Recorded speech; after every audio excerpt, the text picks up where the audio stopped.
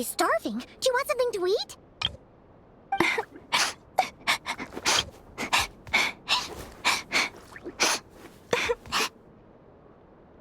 Linnea, why are you crying?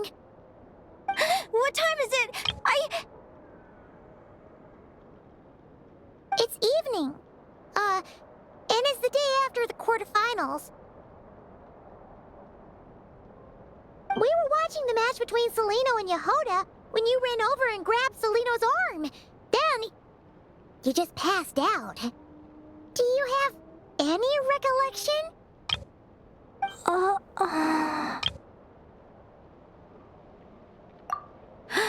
So many things came flooding into my head, one after another.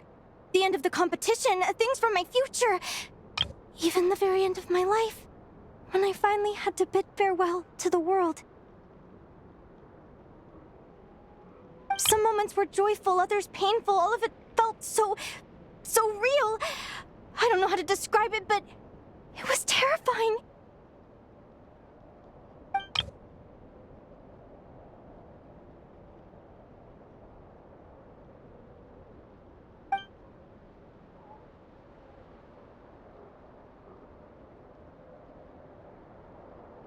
Good point. You passed out right after grabbing her. Plus, she said a load of cryptic-sounding stuff. She has to know something about what's going on. Still, is it really a good idea to go looking for her? What if the same thing happens again?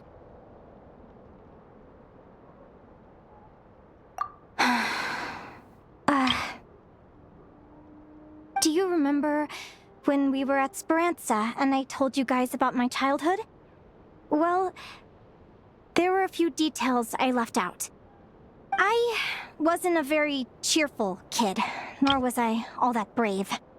Before I told my human parents about being a fae, I spent so many sleepless nights tossing and turning.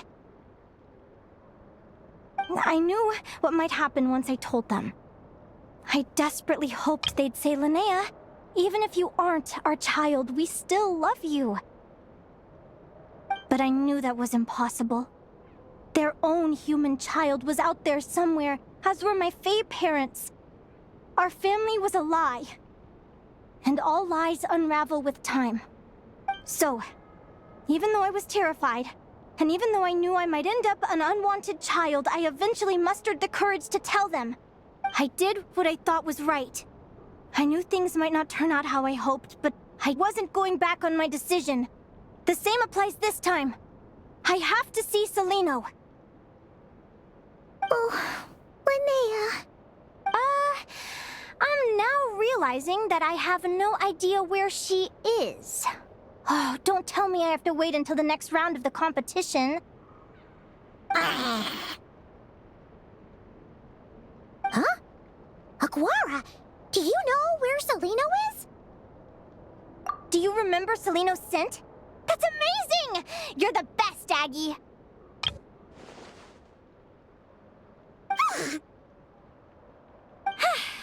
All right, I think I'm about ready to do this. No use delaying it any longer. Let's go!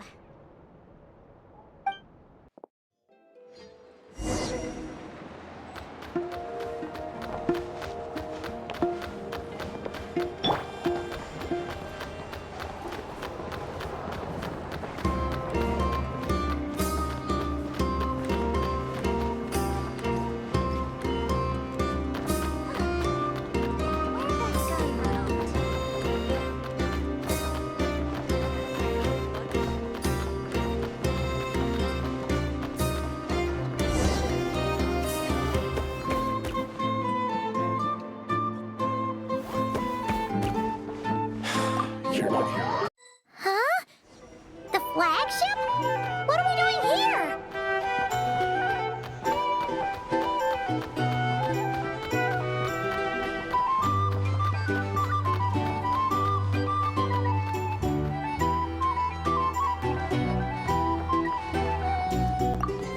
People seem to really dig the drinks here. I wonder if I should take some back for Granny Seat Lolly.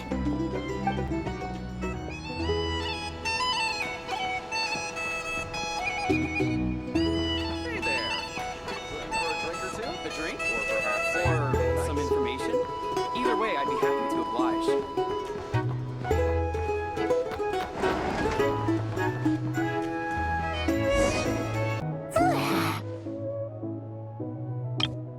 After all that, Seleno's staying in the room right next to ours? No wonder a guar could pick up her scent. Is anyone there? You're sure this is the right room?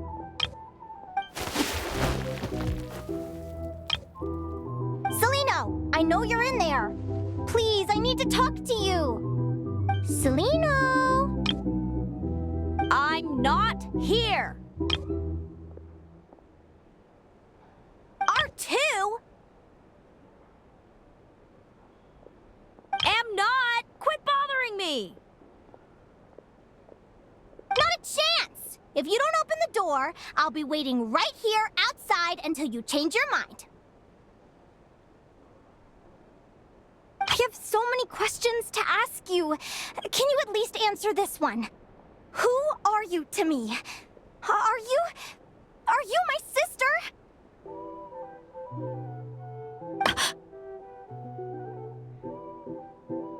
Open the door!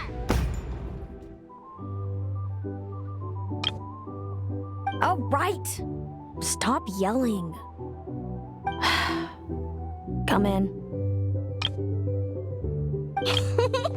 That wasn't so hard now, was it? Take a seat. Just to be clear, I wasn't expecting visitors, so I can't offer you much in the way of comfort. Curiosity is a dangerous trait, Linnea. You're gonna regret coming here. Don't say I didn't warn you. You sure about that? Because if I hadn't come here, I'd be regretting it already. Will you please answer me now? Why do we have the same wings on our heads? Why did I pass out when I touched you? And why did I see all those... visions of your future? So, it wasn't a dream after all. Of course not. Linnea, you're an avid student of the natural world. Surely you're aware of the 6 most common types of Fae? The Vila, Domovoy, Leshy, Volkodlok, Snegovik, and Jack Frosts. Right. Well, there are many less common varieties, too. The legendary Lantern Fae, the Sirens with their lilting songs, and us, the Augury Birds. We foretell both disaster and delight, gazing upon the past dawn and future night. Others fear and revere our might, while we alone detest our plight. I've never heard of an augury bird before, or the poem you just recited. That's hardly a surprise. You can count the number of augury birds alive today on one hand. And that includes you and me. So it's true then. We really are family. Family.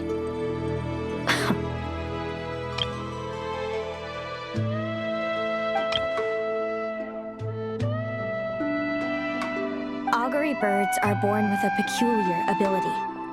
We can see crossroads in the flow of fate. Immutable future events that all paths will lead to. Are you talking about prophecies? Doesn't surprise me. Humanity has many ways of observing fate. The stars, the ley lines. Our abilities are feeble in comparison. We can only see our own fates. If a friend wants to know their future, or someone is concerned about the destiny of the world, we're powerless to help. But the way it feels to witness your own fate, I trust you understand by now, Linnea. It certainly wasn't fun. Those prophecies brought a flood of emotions with them, from excitement to frustration to bitterness. By the end, All I was left with was a kind of numb emptiness. I had a goal in life, and before I even had the chance to start fighting for it, I saw how it would end. It's like someone spoiled the ending of a story I was really enjoying.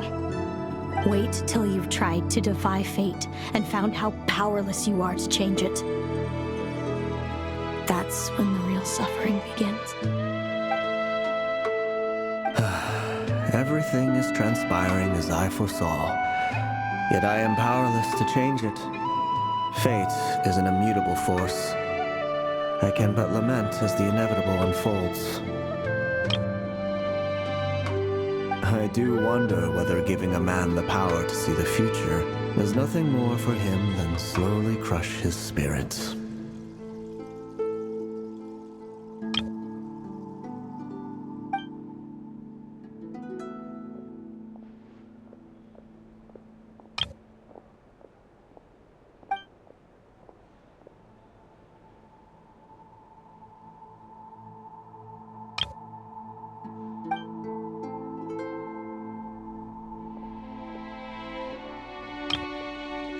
When you know every joy and every sorrow you'll ever experience, and there's nothing you can do to change it.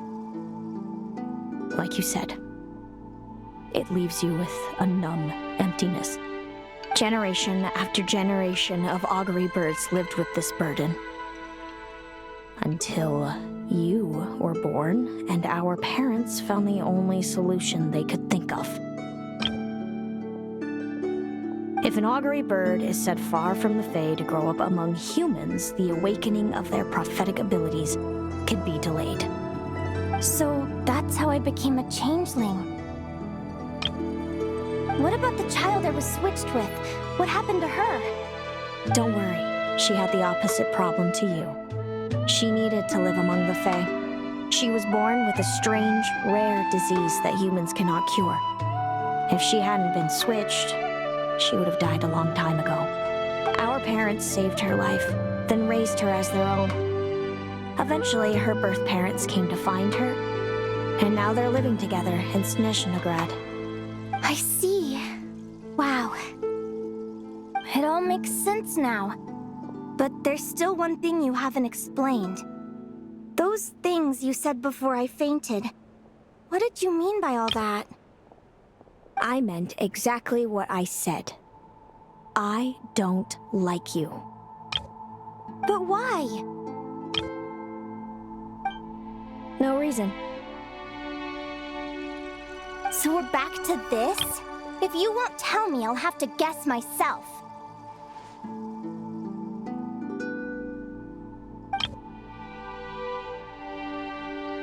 Celino, are you jealous of me?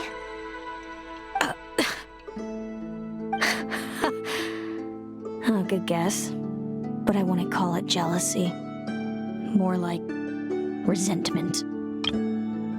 By the time our parents came up with a solution for you and sent you off to live with the humans, I was already tormented by visions. If I'd been born just a few years later.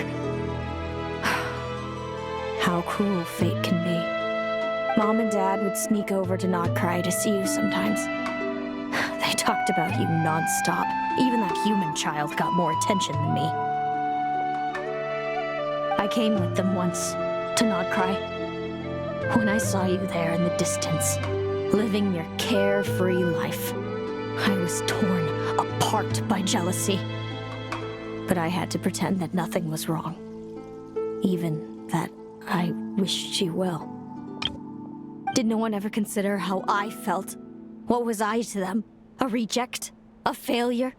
A pitiful wretch abandoned by fate? Oh, Celino.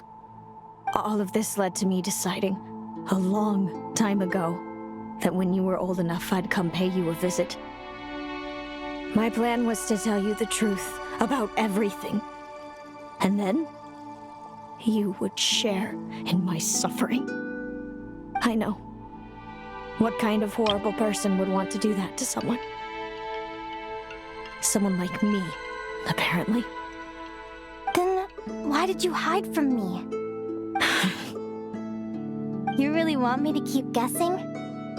It was because I found out the image of you I'd built up in my head. Of happy-go-lucky Linnea, spoiled by her parents and coddled by fate. It was all just a fantasy. I overheard you and Speranza talking about your past. Desperately trying to hide the truth about who you were. Somehow getting by with a ragtag bunch of kids in the conch gang. You described it so nonchalantly, but it was eating me up inside. In that moment, I didn't want to see you suffer, and I couldn't go on resenting you any longer. I just wanted to hold you tight and tell you everything will be fine, that you still have a family.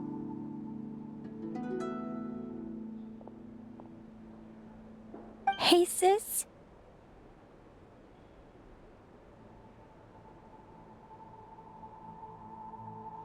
You're really not cut out to be a villain.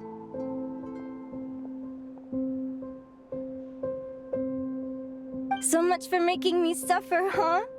Now you're the one crying and I have to comfort you.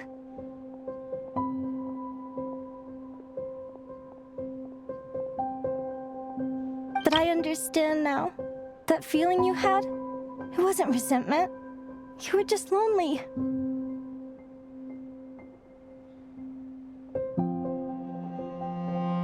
I've always wondered about my real family. I'm so glad you were willing to see me, sis.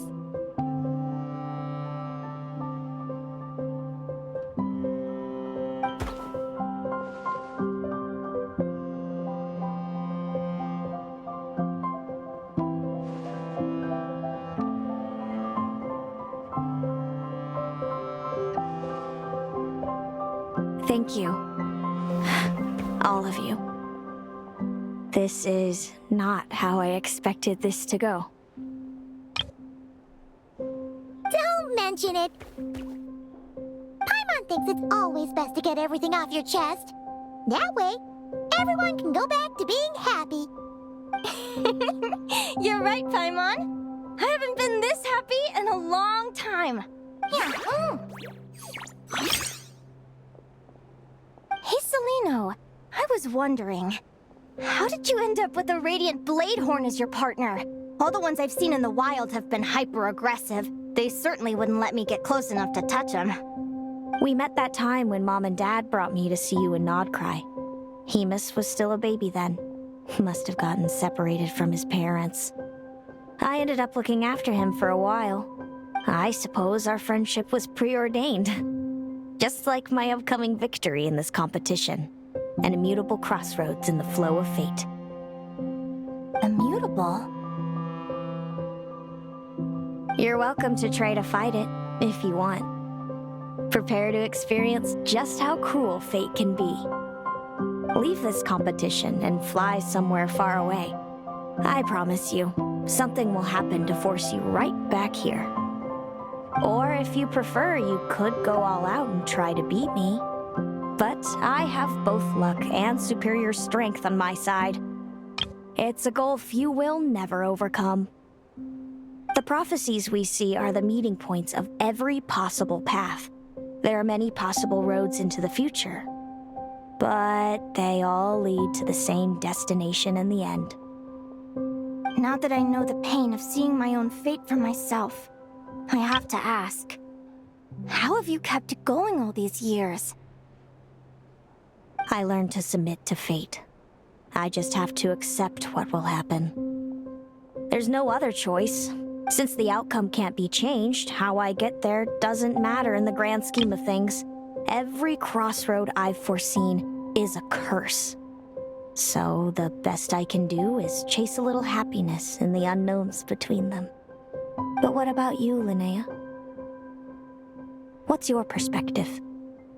I think I see things differently. How about we continue this conversation after the tournament? I'd rather give you my answer then. All right, just don't get your hopes up about the future. I don't want to see the disappointment tear you apart. be fine, trust me. Anyway, we'll leave it there for today. See you in the arena! You're staying at the flagship too, right? No need to see me out. I'll be fine. Oh, and thanks so much for keeping me company today. Good night. It's so noisy here. Back in my day,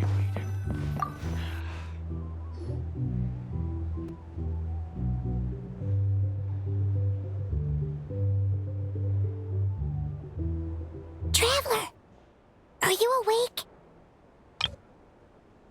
Oh, neither can Paimon. Linnea and Celino aren't the only ones with a big day tomorrow. You've got your semi-final match, too. We have no idea who your opponent could be, and Paimon's a little nervous. Since we're both struggling to sleep, do you want to head out for a stroll? We could go grab something yummy, then take a guara to check out the arena. Might be a good chance for our little warrior to get familiar with the lay of the land.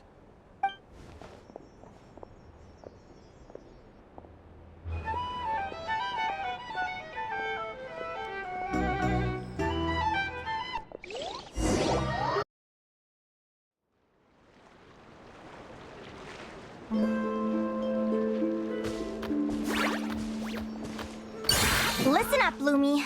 I've seen Celino's Radiant Blade Horn in action, and it isn't just strong, it's fast, too. Her best way to exploit both of these traits will be to make her Radiant Blade Horn charge you.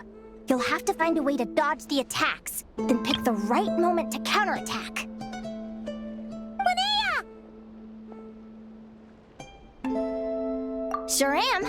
What are you guys doing here? Lumi and I were just going over our strategy for tomorrow. Since you're here too, how about letting Aguara join Lumi in some friendly sparring? Yahoo!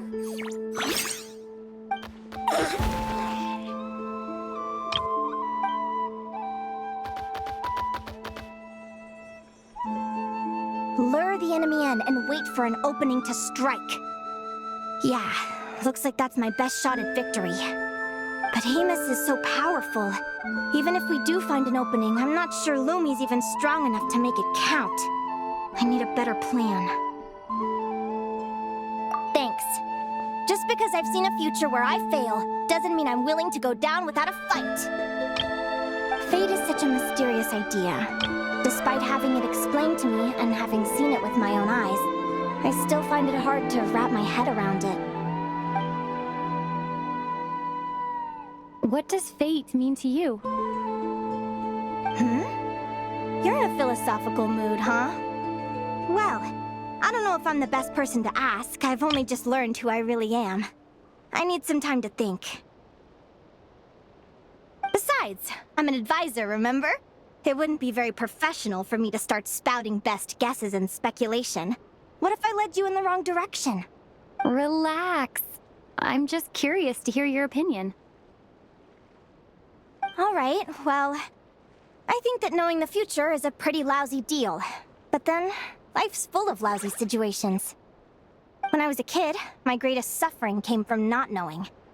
I didn't know how my parents would react when I told them the truth.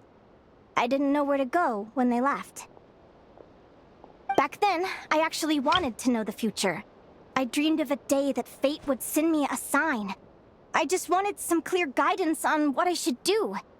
Something to give me the courage to go on. But fate didn't show me anything.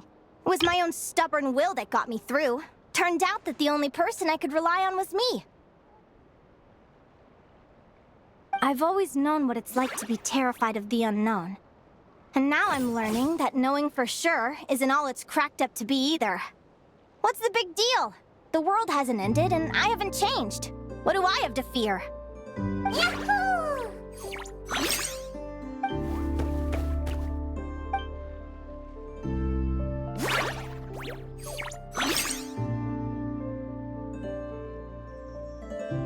Training session over! Feels like these two are really forming a close bond. All right, I think we're as prepared as we can be. Time to get some shut-eye. Tomorrow, we're gonna face our fate.